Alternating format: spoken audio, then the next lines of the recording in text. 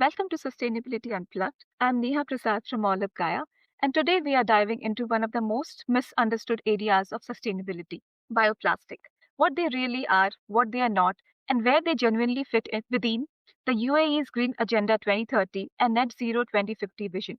We will explore the science behind PLA, the gap between consumer perception and reality, and what it actually takes to build a circular plastic economy in the UAE. We will also unpack the tough trade offs: cost, feedstock, technology, regulation, and the pressure to scale sustainably without compromising integrity. And finally, we will talk about green hype, real impact, and the uncomfortable truths we need to face if we want climate positive materials to succeed. To unpack all this, today I'm joined by François Debye, Chief Commercial Officer at Emirates Biotech and one of the most influential voices in the global bioplastic landscape. With more than 2 decades of leadership across GE Plastics, SABIC, and Total Energies Corboin, where he helped position the company as world's second largest PLA producer, François brings unparalleled expertise in scaling sustainable materials. As former president of the European Bioplastic Association, he played a pivotal role in shaping the policy and public understanding of biopolymers. Beyond his professional journey, François is an avid runner, cyclist, reader, and classic car enthusiast. His strategic vision and hands-on approach are now helping drive the regional growth of PLA polymers in the UAE and beyond. So let's get into it.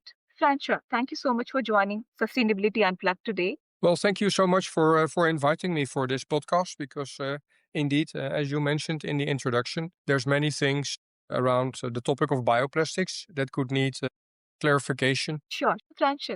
François, how do you define the real mission of Emirates Biotech within the UAE's broader Green Agenda 2030 and Net Zero 2050 vision? Thank you very much, Nea. I mean, this is a good question. As you know, Emirates Biotech is founded in the United Arab Emirates, and we have a strong regional shareholder base. Our mission is to accelerate the transition to the circular economy, and we will do this by offering plant-based polymers with a reduced carbon footprint, which are fully recyclable and biodegradable. So this is our mission. And this fits very well with the UAE broader green agenda and Net Zero 2050 vision. Because if you look at these in detail, the UAE wants to close the landfills, and we have solutions to help the UAE close the landfills. The UAE wants to be a lighthouse in the field of sustainability, and what we offer is sustainability. The UAE wants to grow to $300 billion. They have project $300 billion to grow, and they want to do so by having minimal additions to the carbon emissions they have. And this is exactly what we offer. And then finally, they want to improve food safety and food security. And this can be definitely done by having compost that can help to improve soil quality. And finally, and this is a big point as well where we help, the UAE wants to move away from being based on fossil fuel exports and wants to move to an economy which is producing a lot of products here. They have the Make It in Emirates initiative, and also there with our world-scale PLA factory that we intend to build in the UAE, in Abu Dhabi to be precise. We will also help the UAE in achieving more of a Make It in the Emirates overall standing. This is critical, especially as the demand for sustainable alternative accelerates faster than the public understanding. So my next question to you, François, is what exactly are PLA bioplastics and what they are not? There's a lot of confusion about biobased, biodegradable, and compostable. Yeah.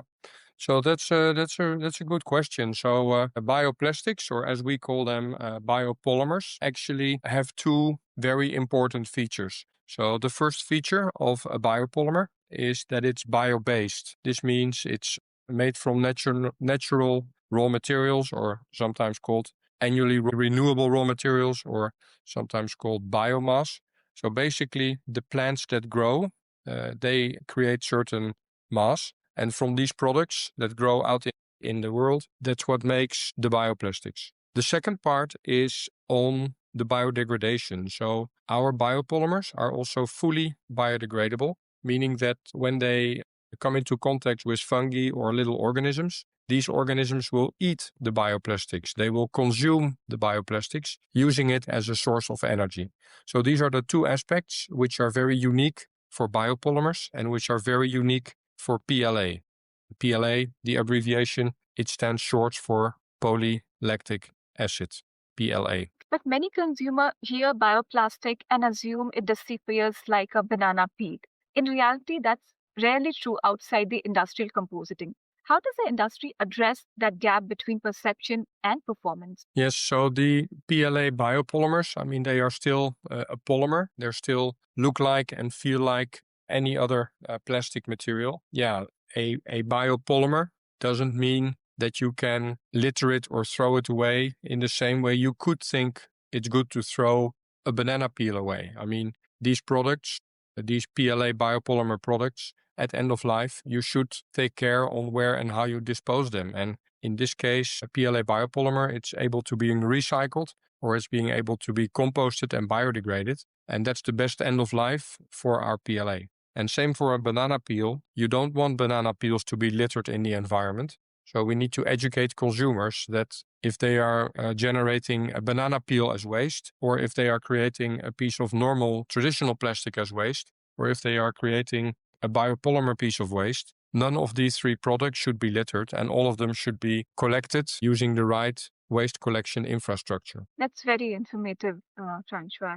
So, if the goal is reducing emission and fossil dependence, how far can bioplastic realistically go and where do they hit diminishing returns? So if we first have to look at some of the numbers around the performance of the biopolymers. So when we look at our PLA biopolymer, and we've made this analysis, we know that the carbon footprint is approximately 75% less than a traditional fossil plastic. So there where traditional PET or polystyrene would have a carbon footprint of around 2 kilos per kilo of polymer. PLA has a carbon footprint of less than 0.5 kilo per kilo of PLA. So that's a 75% reduction. That's a big reduction. And in all applications where people want to save on carbon footprint, the PLA is one of the best choices that they have if they still need to go with a plastic-based material. Can all plastic be replaced by PLA or by biopolymers? I don't think so. I mean, there are so many different types of plastics, and some plastic types are more for durable. Like when you have an automotive car bumper in plastic, you want to have a very durable bumper, or if you have a plastic in your iron at home to do the ironing, or if you have the plastic that's made out of your washing machine. These plastics, you want them to be very durable and very long lasting and also very heat resistant. So for those, I would not choose a biopolymer like PLA, but for those, I would select other solutions. If you have, however, plastic products which are quite shortly lived, like the single-use plastics, plastic packaging, plastic straws, plastic drinking cups, those kind of things. I mean, the best thing to do is to replace them by reusable products from ceramic or glass. But if that's not possible, then the best choice with the least climate impact is to replace them by a low carbon footprint PLA-based solution. Now, let's move to the regulatory side. The UAE's single use plastics ban is a milestone, but bans alone don't make systems circular. What needs to happen next for regulation to actually reshape the material flows? So for the single-use plastics regulation in the UAE, there is a lot of products that starting 1st of January 2026 will be banned. And these include straws, plastic drinking cups, knives, forks, spoons, chopsticks, containers. All of these products, when made from plastic, will be banned. And PLA, being a plant-based material, will be exempted from the ban. So as of January 1st, 2026, in the entire UAE, you can have a plastic straw, drinking cup, or knife and fork from PLA, whereas the fossil counterparts will be forbidden, will be banned. And that's the first step that has now been made and has been clarified in regulation. The second step now is, of course, to start implementing and to start enforcing. We know that the UAE has also made efforts to put in place law enforcement officers that will check if restaurants, if retailers, if takeout food stores will comply with these new regulations, just to enforce them. So that's a definite important step to be made. And then following this initial phase of banned products, we know that in the future there will also be more focus on actually the organic recycling, is to see how we can collect the organic waste and how we can bring all that organic waste to composting facilities where they can be composted and turned into valuable feedstock to improve the soil quality in the UAE. Wow, that's really interesting to know. Now, if we zoom out 10 to 15 years, what would a functioning circular plastic economy look like here? And what is the hardest part to get right? So if we zoom out so far, and that will be quite a challenge because I think 15 years ago, it was difficult to imagine how Dubai would look like today, and even more so if you look a little bit further. So looking forward 15 years in Dubai is challenging because of the enormous dynamics and speed of change they have here. If I look back at circular plastics economy, I guess there is two main things that need to happen. The first thing is we need to decouple from the fossil resources. So we need to stop using fossil fuel. We need to move and transition to bio-based products. And in Europe, this is happening already. They have now formulated the bioeconomy strategy. And in that bioeconomy strategy in Europe, it will become mandatory for all plastic products to contain a certain percent of bio-based material, of plant-based material. So that's one big step that still needs to be made here in the UAE to become circular. And the second step that needs to be taken is on the end of life. So at the end of life, currently all plastics and all organic waste are being landfilled, or I should say almost all plastic waste are being landfilled. And this should change. So organic waste should be sent to composting to make compost to help fertilize the land. Plastic waste should be sorted out, should be recycled or sent for incineration with energy recovery. These are important steps that need to be made. And before this can happen, actually a lot of infrastructure has to be built, and the business case to support those changes has to be clearly visualized and stimulated by the UAE government. This is the hardest part to get right. So the setting up and the construction and the building of this infrastructure. Mhm. Now, it's evident that policy is only the first step. Progress really depends on what the industry and the society builds on top of it. This leads to my next question about the alternative. As the UAE organization explore alternatives to conventional plastics, how should they evaluate the ESG implication and the potential sustainability risk trade-offs of using a local biopolymer such as MBO? Yeah, so NGO is a biopolymer. That's actually also a PLA product, which is imported from other countries. So we believe in a circular economy, and I didn't answer this in the previous question, but circular for me also means try to do things close to home. So if you have a biopolymer that you can produce in the UAE, you can use it in the UAE, and you can recycle or compost it in the UAE, you have a very close and compact circle, a bioeconomy circle. And this is very beneficial for having high yield rates, having low cost, and having good yields in the recycling and composting of your product. So that's very important. And we know that this will in the end help to advance the adoption of PLA biopolymers in the UAE. Yes, that's really interesting, François. Now let's talk something about the technology and trade-offs. What is the toughest trade-off the bioplastic sector faces today? Cost, feedstock availability, consumer trust. What is that? It's one of the challenges that every new technology has. The new technology, in our case, to make biopolymers from natural resources, it's just more costly than to make it from fossil fuel.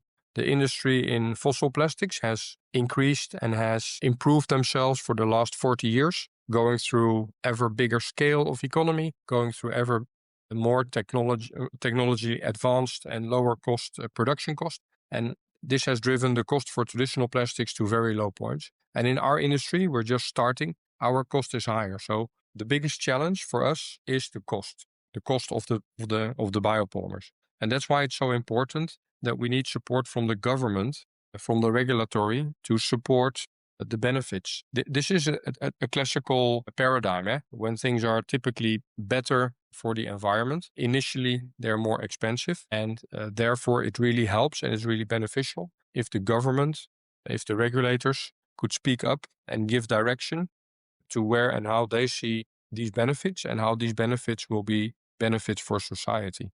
The other trade-off, I would say, or the challenge we face, is to quantify the benefits. So there is huge benefits of having a plastics which is not difficult to recycle, but which can just be collected with the organic waste and be composted to yield compost that can help fertilize the land. That's a huge benefit over plastic that needs to be collected and sorted and sent for recycling and cleaned and etc. That's a big benefit, but this benefit is very difficult to quantify financially.